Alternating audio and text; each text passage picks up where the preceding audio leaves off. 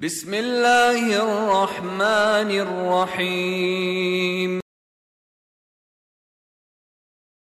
قل هو اللہ احد اللہ الصمد لم یلد ولم یولد ولم یکن له کفوا احد۔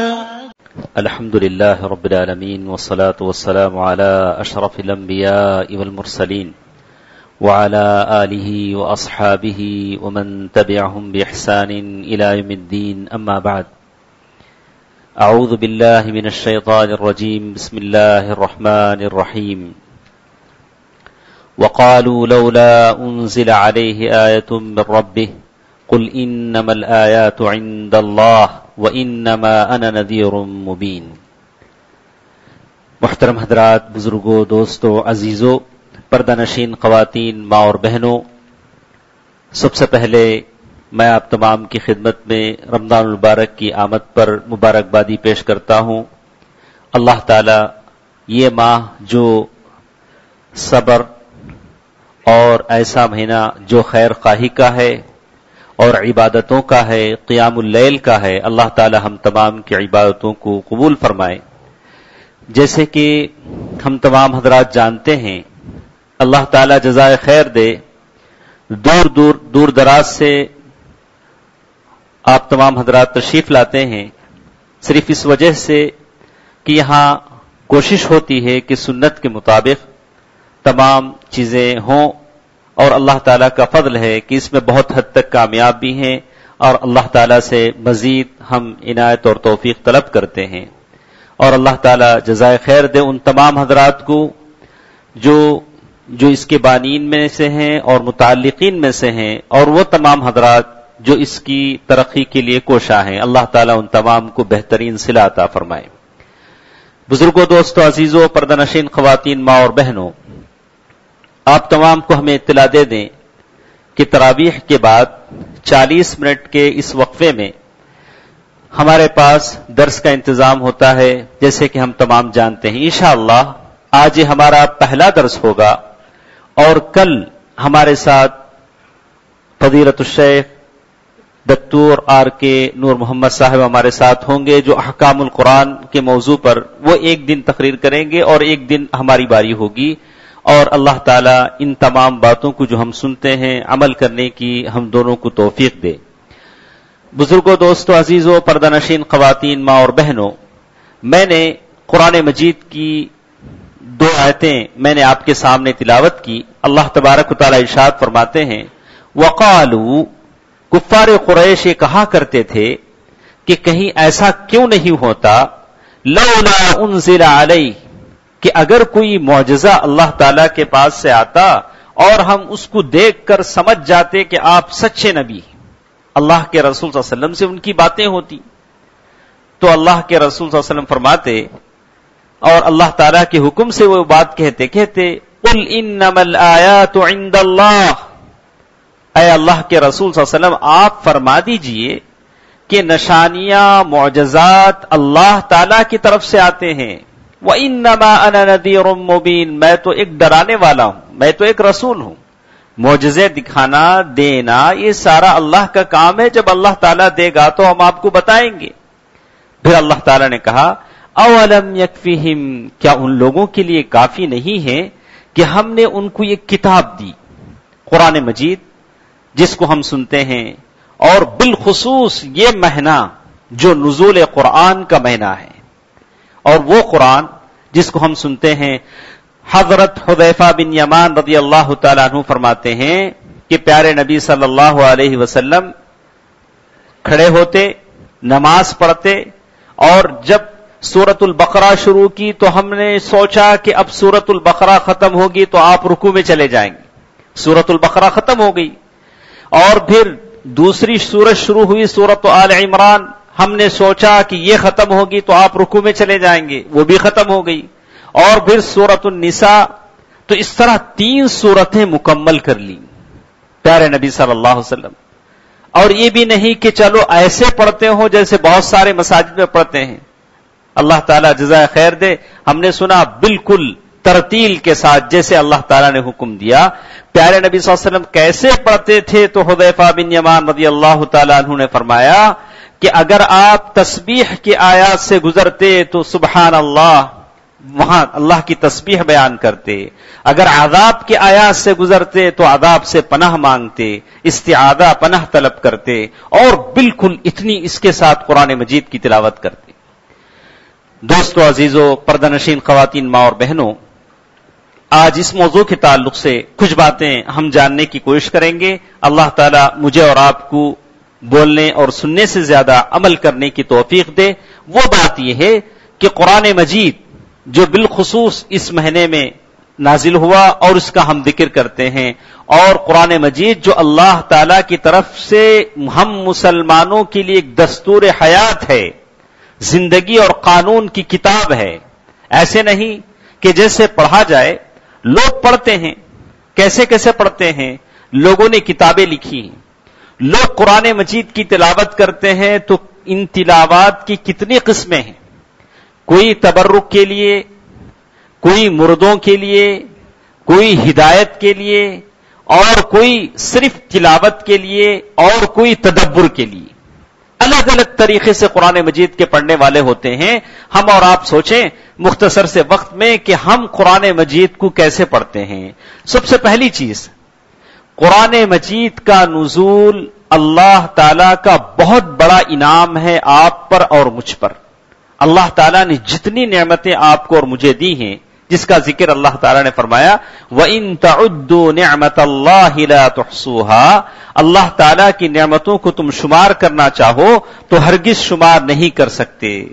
تو سب سے پہلی چیز یہ جان لیں کہ اللہ تعالیٰ نے جتنی انعامات آپ کو اور مجھے دیے ہیں، سب سے بڑا انعام قرآن مجید کا نزول ہے.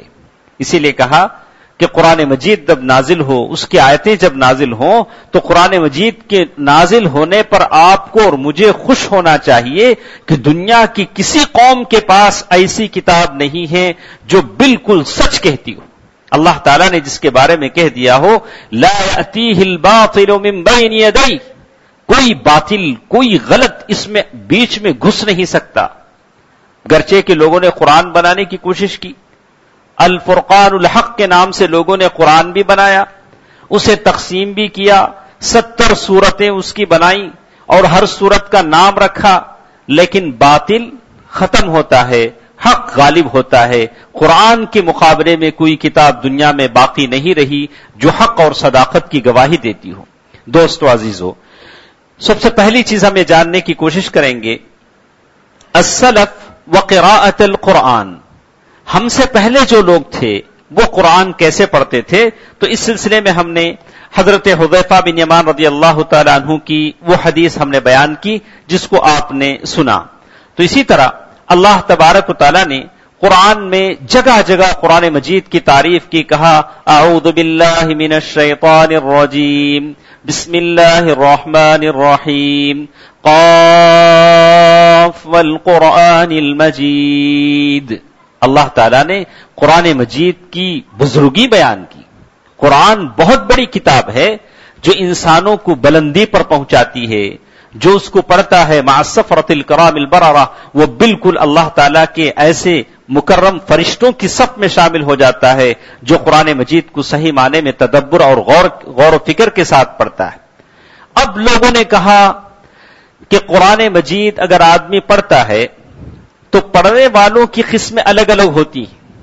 کچھ لوگ جو عام طور سے ہم جتنے بیٹھے ہیں یا میری آواز جتنی ہماری مائیں بہنیں سنتی ہیں، ان میں سے 90% لوگ وہ ہوتے ہیں جو الفاظ پڑھتے ہیں ثواب کے لیے پڑھتے ہیں، اور ان کی کوشش ہوتی ہے کہ کم سے کم وقت میں زیادہ سے زیادہ ہم قرآن ختم کریں، اور یہ کوشش ہوتی ہے.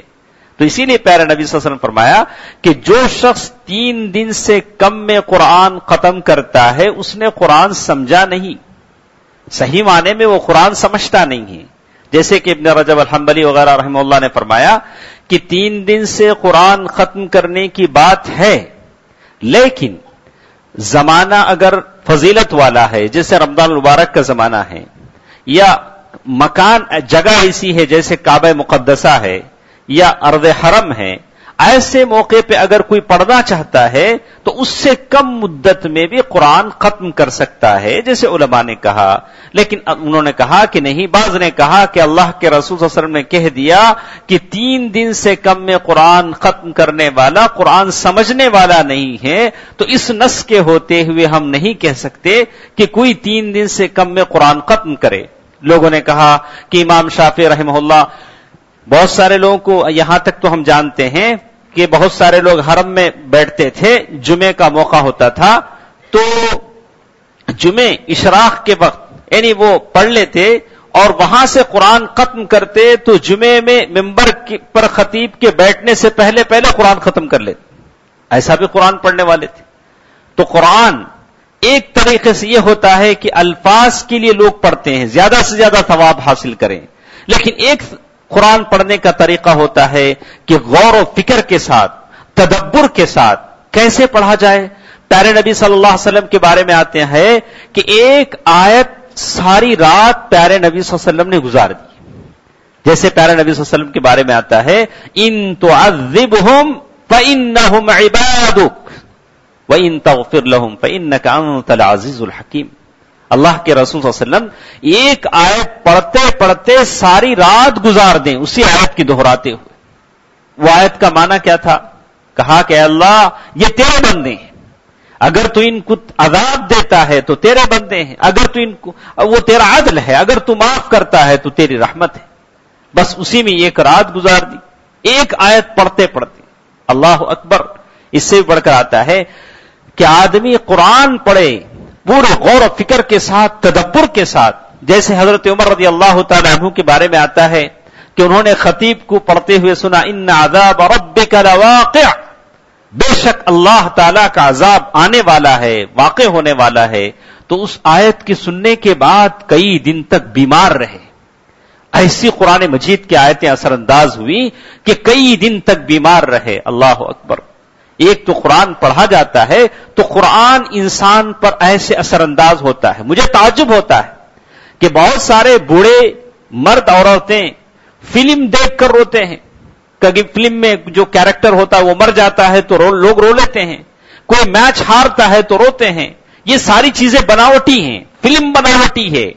لیکن قرآن پڑھ کر کسی کو رونا نہ آئے، قرآن سن کر رونا نہ آئے تو دوا تو اچھی ہے، دوا تو اصلی ہے، لیکن مریض دوا کو قبول کرنے سے انکار کر رہا ہے. جسم پورا سڑ چکا ہے، جسم میں کوئی طاقت نہیں ہے.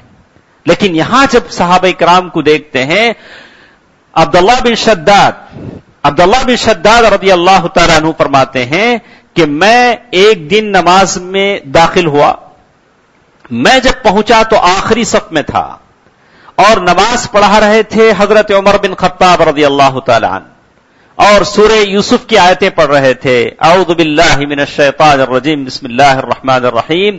قال انما اشکو بثی وحزنی الی اللہ، قال انما اشکو بثی وحزنی الی اللہ. اور وہ کہہ رہے، اس کا معنی یہ تھا کہ جیسے یعقوب علیہ السلام نے کہا کہ تم نے پتہ نہیں کیا کر دیا میرے بیٹے یوسف اور بنیامین کے ساتھ، لیکن میں یہ شکایت اللہ کے بارگاہ میں کرتا ہوں، کسی سے نہیں کرتا. بثی وحزنی الی اللہ، میں اللہ تعالی کے بارگاہ میں شکایت کرتا ہوں.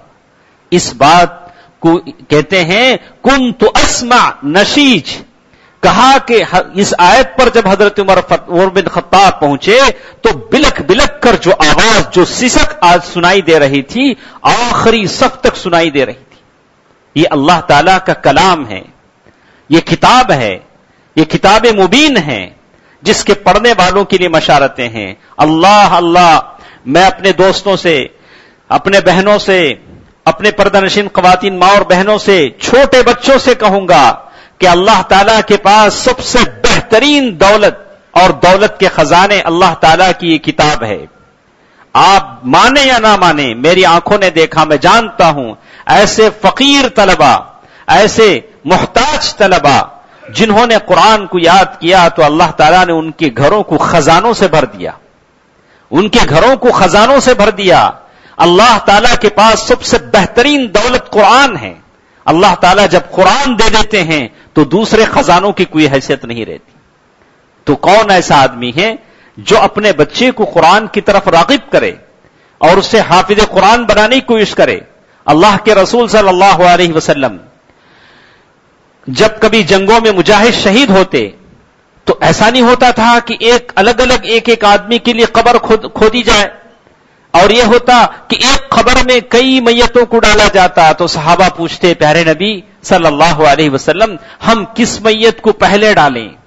پیارے نبی صلی اللہ علیہ وسلم فرماتے کہ جس میت کو سب سے زیادہ قرآن یاد ہو اس کو پہلے ڈالو. اللہ اکبر، یہ قرآن ہے جس کے بارے میں کہا جائے گا کہ جب آدمی جنت میں جائے گا تو کہا جائے گا اقرا وارتقی کما کنت ترتل، ارے قرآن پڑھتا جا، جنت کی سیڑھیاں چڑھتا جا جیسے تو دنیا میں پڑھتا تھا. اللہ اکبر.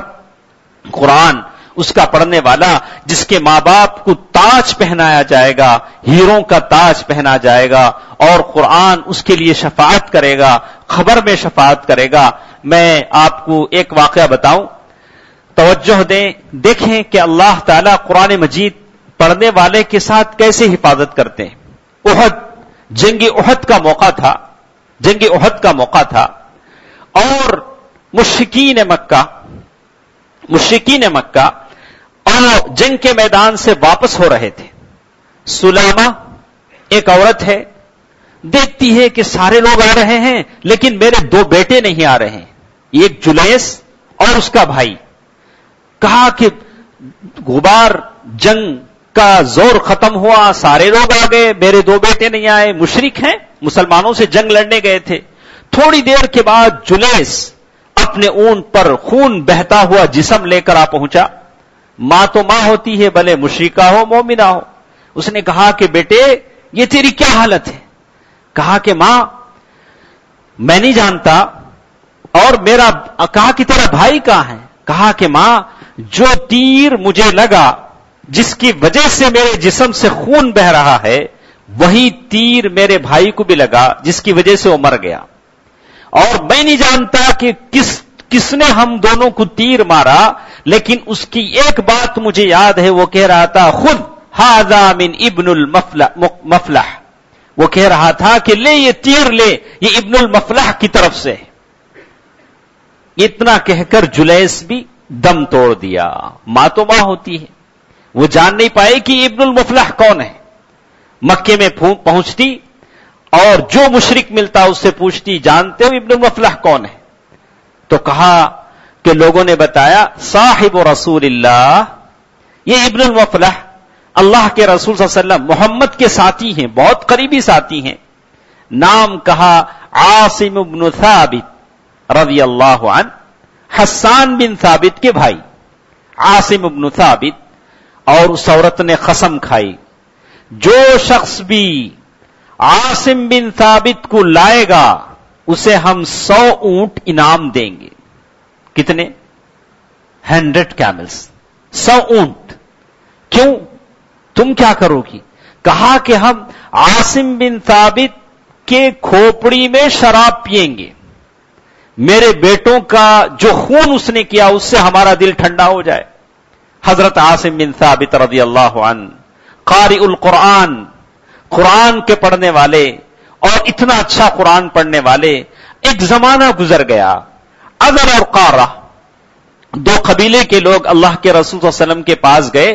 کہا کہ اللہ کے رسول صلی اللہ علیہ وسلم ہم کو کچھ حافظ قرآن چاہیے، ہمارے قبیلے کے لوگ مسلمان ہو گئے ہیں، وہ ہم کو قرآن پڑھائیں گے. اللہ کے رسول صلی اللہ علیہ وسلم نے 7 قاریوں کو روانہ کیا. یہ ایسے قاری تھے جو رات بھر قرآن پڑھتے تھے. میں اپنے بہنوں سے کہوں گا، ماں عائشہ رضی اللہ تعالی عنہا کے بارے میں آتا ہے رمضان کا موقع ہوتا تو رات بھر قرآن پڑھتی رضی اللہ عنہا، جب سورج نکل آتا تو کچھ دیر کے لیے سو جاتی.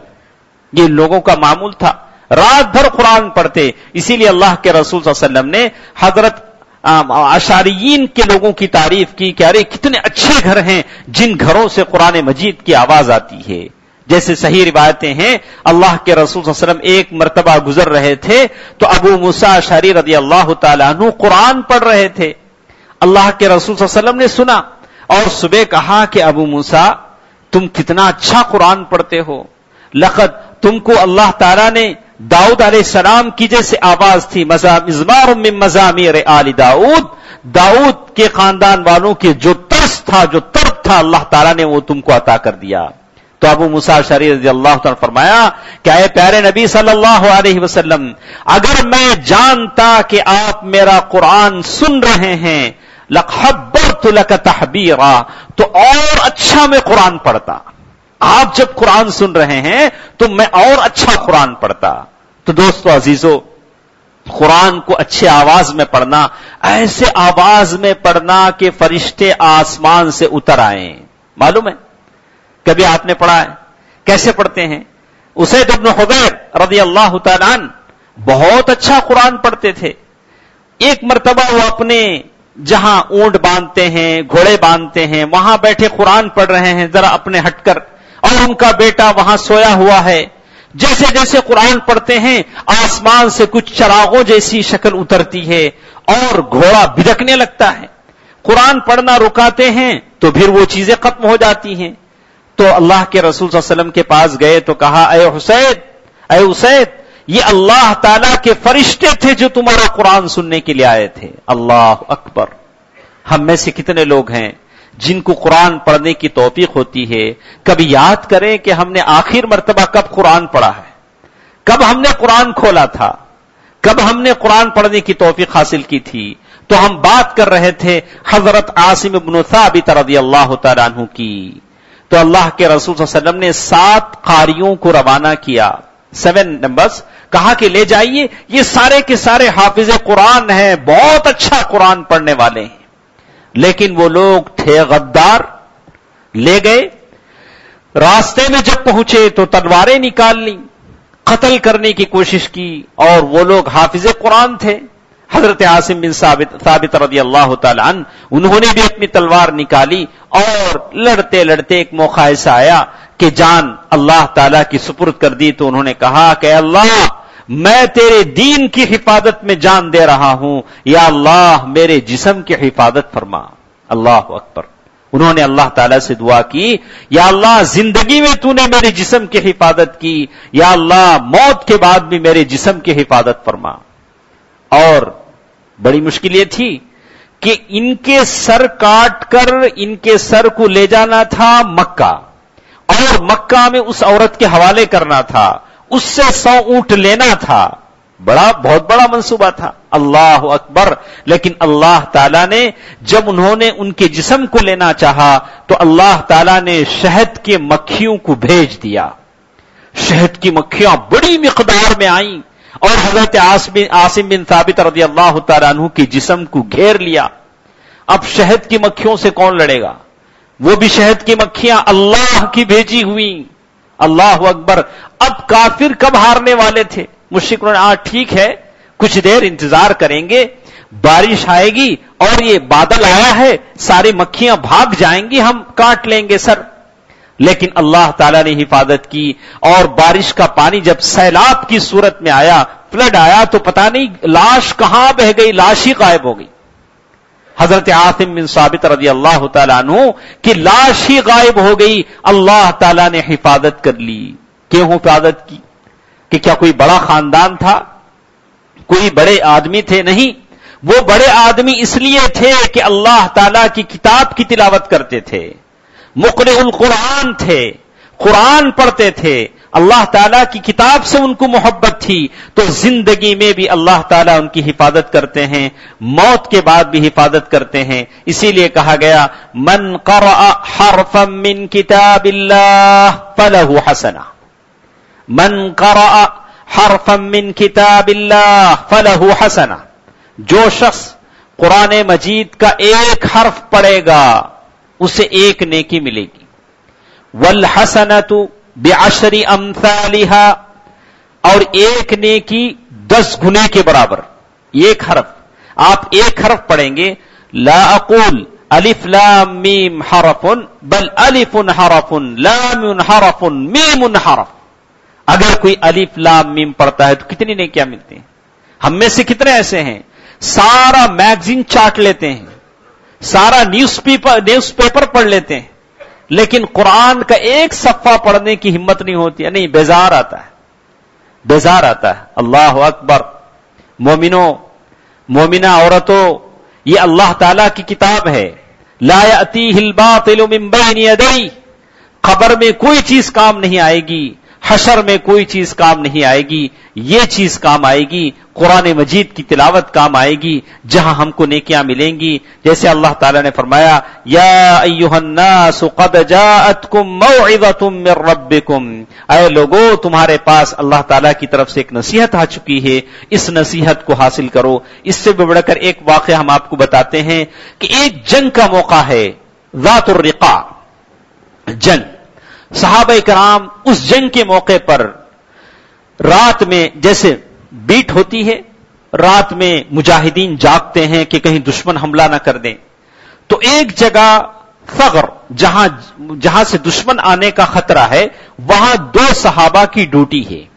ان میں سے ایک حضرت عباد بن بشر اور دوسرے صحابی ہیں عمار بن یاسر رضی اللہ تعالیٰ عنہ۔ ایک عمار بن یاسر اور دوسرے عباد بن بشر کہتے ہیں کہ یہ دو صحابیوں کی وہاں ڈیوٹی ہے۔ تو حضرت عباد بن بشر نے کہا کہ دیکھیے میں جاگتا ہوں، آپ سو جائیے۔ عمار بن یاسر سو گئے، عباد بن بشر جاگ کر نماز پڑھنے لگے۔ نماز پڑھنے لگے تو ایک تیر آیا اور ہاتھ میں چھپ گیا، اور وہ نماز میں ہے۔ صحیح روایت ہے، کہتے ہیں کہ انہوں نے اس تیر کو نکالا، اس تیر کو نکالا اور نماز میں لگے رہے، کنٹینیو کرتے رہے۔ اور پھر دوسرا تیر آیا، اس نے دوسرا تیر مارا، دیکھا کہ یہ کیسا انسان ہے، اللہ اکبر، یہ لوگ کیا جانے۔ اللہ تعالیٰ نے کہا کہ لو انزلنا هذا القرآن على جبل لرأيته خاشعا متصدعا من خشية اللہ۔ یہ مسلمان بچے، یہ مسلمان بچیاں جس قرآن کو اپنے سینوں میں بسائے ہوئے ہیں، اگر یہ قرآن، اگر سینوں میں اتنی طاقت نہ ہو، یعنی پہاڑوں سے زیادہ طاقت اللہ تعالیٰ نے ان سینوں میں دی ہے، ان سینوں میں دی ہے۔ اللہ تعالیٰ نے کہا کہ اگر یہ قرآن پہاڑوں کو دیا جائے تو پہاڑ ریزہ ریزہ ہو جائیں، کہا کہ یہ بالکل ریزہ ریزہ ہو جائیں۔ اس سے زیادہ طاقت اللہ تعالیٰ نے یہ مسلمان بچوں اور بچیوں کے سینے میں دی ہے۔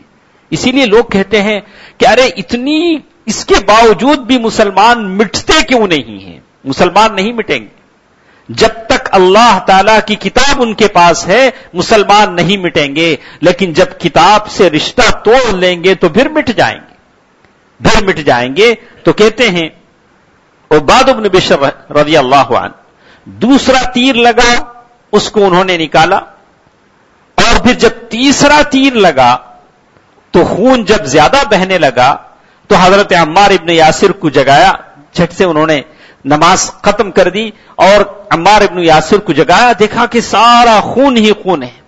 تو عمار ابن یاسر رضی اللہ عنہ پوچھا کہ اے عباد ابن بشر، کیا بات ہے؟ جب پہلی مرتبہ تیر لگا تو تم نے مجھے کیوں نہیں جگایا؟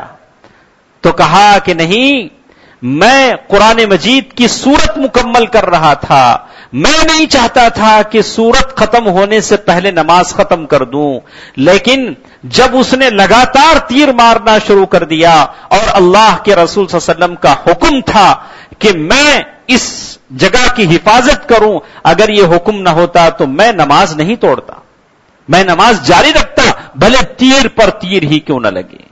اللہ اکبر۔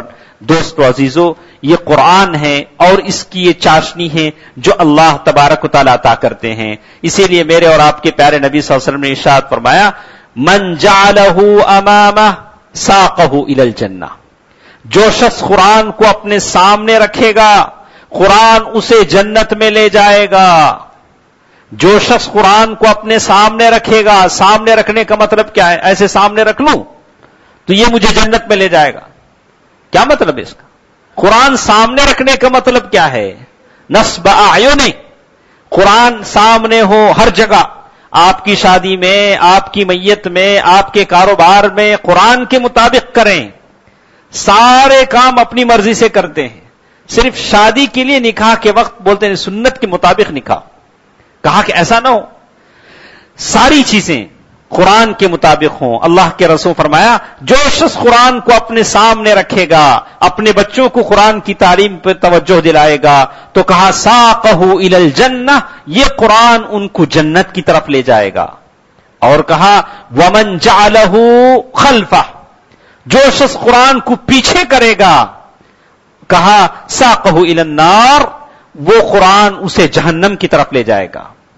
تو اسی لیے آدمی قرآن کو مقدم رکھے. یہ ہر چیز سے مقدم ہے، یہ ہماری جان ہے. جب تک قرآن سے محبت ہے، لگاؤ ہے، اللہ تعالی ہمیں سربلندی عطا کریں گے. جیسے کہتے ہیں کہ عاصم بن ثابت، آپ نے سنا ہوگا کہ اللہ کے رسول صلی اللہ علیہ وسلم، جو بات ہم بار بار کہتے ہیں کہ قرآن اثر انداز ہوتا ہے. کیسے اثر انداز ہوتا ہے؟ انسانوں پر اثر انداز ہوتا ہے تو قرآن جنوں پر بھی اثر انداز ہوتا ہے. جیسے اللہ تعالیٰ نے ارشاد فرمایا اعوذ باللہ من الشیطان الرجیم وَإِذْ صَرَفْنَا إِلَيْكَ نَفَرٌ مِّنَ الْجِنِّ، اللہ تعالیٰ نے کہا کہ جب تم دیکھو کہ جنوں کی ایک جماعت آئی، فَلَمَّا حَضَرُوا، جب یہ سارے جن آئے اللہ کے رسول صلی اللہ علیہ وسلم سے قرآن سننے کے لیے بیٹھے تو کہا انصتو، ارے خاموش رہو، دیکھو اللہ کے رسول صلی اللہ علیہ وسلم قرآن پڑھ رہے ہیں. جب قرآن انہوں نے سنا تو کہا انا سمعنا قرآنا عجبا. یہ کون ہے؟ جن ہیں. نصیبین کے کچھ جن آئے تھے اللہ کے رسول صلی اللہ علیہ وسلم کے پاس. اللہ کے نبی صلی اللہ علیہ وسلم نے ان کو قرآن پڑھ کر سنایا تو قرآن پڑھ کر اتنے مبہوت ہوئے، اتنے دنگ اور حیران ہوئے، اللہ کا کلام ان پر ایسا اثر انداز ہوا، کہا انا سمعنا قرآنا عجبا یہدی الی الرشد. یہ قرآن ایسا ہے جو رشد یعنی ہدایت کی طرف لے جاتا ہے، ضلالت سے بچا کر ہدایت کی طرف لے جاتا ہے. دوستو عزیزو، میری ماں اور بہنوں، ہم میں سے بہت سارے ایسے ہیں جن کی دلوں میں تڑپ ہوتی ہے، احساس ہوتا ہے، لیکن ضرورت اس بات کی ہے کہ قرآن آدمی سنے تو قرآن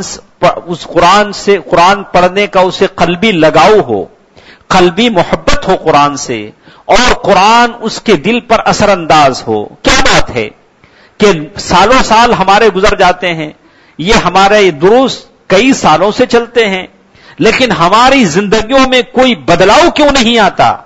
ایسا کوئی بدلاؤ جیسے کہتے ہیں ابو طلحہ رضی اللہ تعالیٰ عنہ، ایسے لوگ تھے، کہا لن تنالوا البر حتى تنفقوا مما تحبون. اس آیت کو جب انہوں نے پڑھا کہ تم اس وقت تک جنت کو پا نہیں سکتے جب تک کہ تمہاری محبوب چیز کو اللہ تعالیٰ کی راہ میں قربان نہ کر دو، تو اس آیت کو سن کر ان کے دل پر کیا اثر ہوا؟ کہا کہ یہ اثر ہوا کہ اللہ کے رسول صلی اللہ علیہ وسلم کے پاس گئے، کہا کہ اللہ کے رسول صلی اللہ علیہ وسلم، وہ بیروحا والا جو میرا باغیچہ ہے، جو میرا گارڈن ہے، آپ کو معلوم ہے؟ کہا کہ ہاں، ہم وہاں جاتے ہیں، وہاں کا میٹھا پانی پیتے ہیں، میٹھی میٹھی کھجوریں کھاتے ہیں. اللہ کے رسول صلی اللہ علیہ وسلم جاتے تھے بیروحا، ایک باغیچہ تھا جس کا پانی بہت میٹھا ہوتا تھا.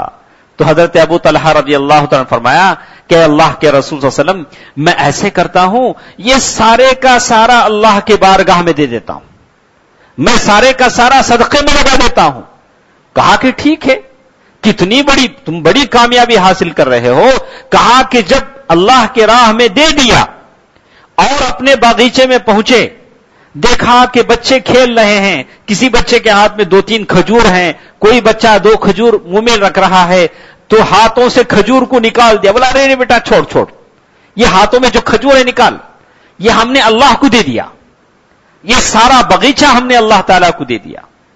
دوستو عزیزو، ضرورت اس بات کی ہے کہ آدمی کھانا کھاتا ہے تو بھوک مٹتی ہے، ہم قرآن سنیں تو قرآن ہمارے اوپر اثر انداز ہو، قرآن کی آیتیں اثر انداز ہوں. افلا يتدبرون القرآن ام على قلوب اقفالها. اے لوگو، کیا تم قرآن پر غور و فکر نہیں کرتے؟ کیا تمہارے دلوں پر تالے لگے ہوئے ہیں؟ دوستو عزیزو، اور 5 منٹ کا وقت ہمارے پاس ہے، ہم آپ کو ایک بات بتائیں گے کہ قرآن کافروں پر بھی اثر کرتا ہے، مسلمان نہیں، کافر بھی اگر سنتا ہے تو وہ بھی اثر انداز ہوتا ہے. تو آپ کو معلوم ہے کہ مکے میں جب مسلمان ستائے جا رہے تھے، مارے جا رہے تھے، تنگ کیے جا رہے تھے، تو اللہ کے رسول صلی اللہ علیہ وسلم نے مسلمانوں کو اجازت دے دی کہ جاؤ، ابھی سینا جاؤ، بغل میں حبشہ ابھی سینا ملک تھا، وہ کہا کہ تم وہاں ہجرت کر سکتے ہو. تو آپ کو معلوم ہے کہ لگ بھگ 80 آدمی کشتیوں میں بیٹھے اور ابھی سینا پہنچ گئے. ملک دوسرا، اپنا گھر بار چھوڑا، وہاں دین عیسائیوں کا دین تھا، کرسچینٹی تھی، اپنا کوئی گھر بار نہیں تھا، لیکن مسلمان اچھے تھے، خوشحال تھے. وہاں پہنچ کر ان کو سکون ملا. لیکن مکے کے مشرک کب ماننے والے تھے؟ انہوں نے کہا ہاں مسلمان یہاں سے بھاگ کر وہاں پہنچے ہیں. تو انہوں نے وہاں سے ان کو لانے کے لیے 2 آدمیوں کو بھیجا. ایک عمرو ابن عاص رضی اللہ تعالیٰ عنہ جو ابھی مسلمان نہیں ہوئے تھے، دوسرے عبداللہ بن امیہ. یہ 2 آدمیوں کو بھیجا کہ جاؤ تم ابھی سینا جا کر وہاں یہاں سے جو مسلمان ہو کر بھاگ کر وہاں گئے ہیں ان کو لے کر واپس آؤ. تو یہ ان میں سے ایک عمرو بن عاص رضی اللہ تعالیٰ عنہ داہیۃ العرب، یعنی بڑے ہوشیار، اسی لیے ان کو انتخاب کیا تھا. وہ دونوں سیدھے ابھی سینا آئے نجاشی کے پاس جو وہاں کا کنگ تھا، بادشاہ تھا. اس سے بات کی کہ کہا اس کو پہلے انہوں نے گفٹ لائے، بڑے بڑے تحفے لائے مکے سے کہ یہ آپ کے لیے تحفہ ہے. اور پھر کہا کہ دیکھیے صاحب ہمارے کچھ لوگ مکے سے بھاگ کر آپ کے ملک میں آ گئے ہیں، آپ کی کنٹری میں آ گئے ہیں. وہ لوگ نہ تو ہمارے دین پر ہیں نہ تو تمہارے دین پر ہیں. وہ کرسچن بھی نہیں ہیں، مشرک بھی نہیں ہے.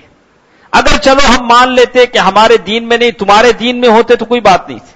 دیکھیے اسلام کے خلاف لوگوں کی دشمنی کیسے ہوتی ہے. ان کو کیا لینا تھا؟ انہوں نے مکہ چھوڑ کر یہاں آئے تھے، ان کو کیا نقصان ہوتا تھا اگر یہ لوگ ابھی سینا میں رہ جاتے. لیکن انہوں نے مانا نہیں اور پیچھا کرتے کرتے ابھی سینا پہنچے. اب نجاشی جو بادشاہ تھا اور سوچنے والا انسان تھا، اب وہ کیا کرے گا کہ ذرا تحفہ لائے ہیں اس لیے ان کو حوالے کر دے گا؟ نہیں، اس نے کہا کہ ٹھیک ہے ان لوگوں کو ہمارے سامنے لایا جائے. تو وہ جو 80 مسلمان تھے جو مسلمان ہو کر وہاں آئے تھے ان لوگوں کو لایا گیا. ان میں سے حضرت جعفر بن ابی طالب رضی اللہ تعالیٰ عنہ نے ان مسلمانوں کی نمائندگی کی. تو ان سے انہوں نے پوچھا، بادشاہ نے پوچھا کہ یہ لوگ کہ ایسے الزامات آپ کے تعلق سے ہیں، کیا یہ باتیں صحیح ہیں؟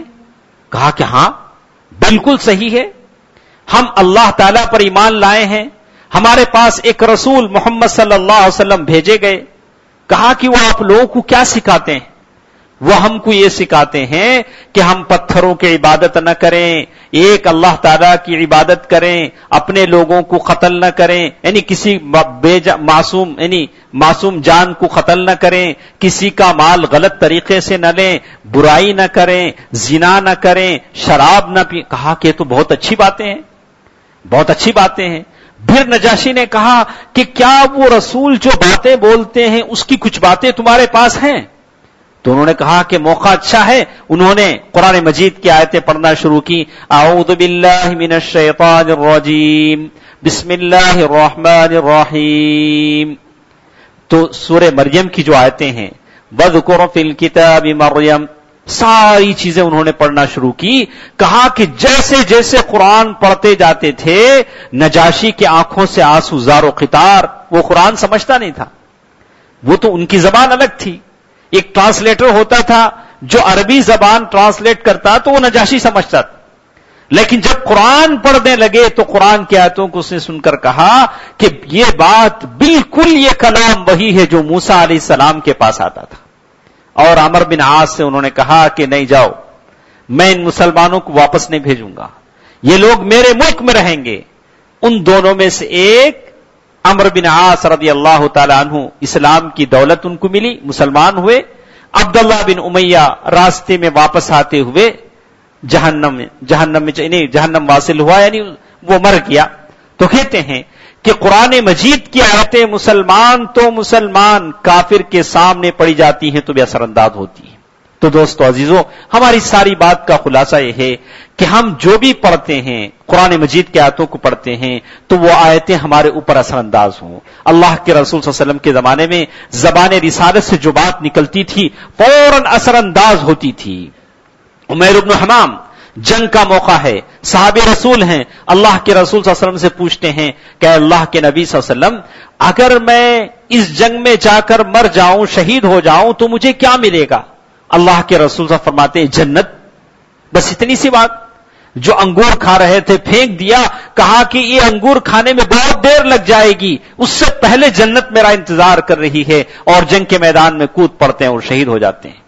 دوستو عزیزو، پردہ نشین خواتین ماں اور بہنوں، ہمیں چاہتے ہیں کہ یہ رمضان المبارک کا مہینہ میرے لیے اور آپ کے لیے نقطۂ تبدیل ہو، یعنی ہماری زندگی کا ایک ٹرننگ پوائنٹ ہو، یعنی ہم اپنی زندگیوں کو بدلیں، اور ایسی زندگی جو جیسے سچے مسلمان کی زندگی ہوتی ہے۔ ہمارے درمیان بہت سارے اللہ تعالیٰ کے موفق اور مقرب بندے ہیں جن کو اللہ تعالیٰ نے توفیق دی ہے۔ آپ ہمارے ساتھ رہیں، اللہ تعالیٰ کے فضل و کرم سے بہت اچھی اچھی باتیں ہمارے ساتھ رہیں گی۔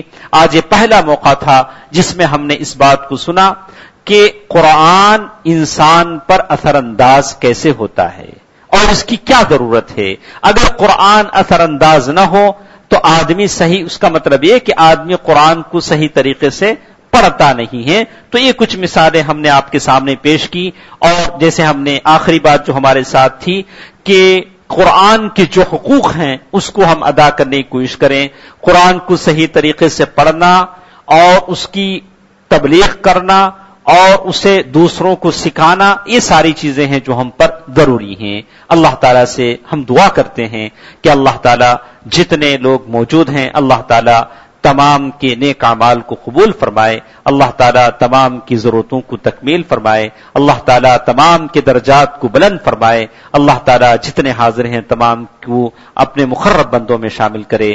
آمین برحمتک یا ارحم الراحمین، والحمد للہ رب العالمین، والسلام علیکم ورحمۃ اللہ۔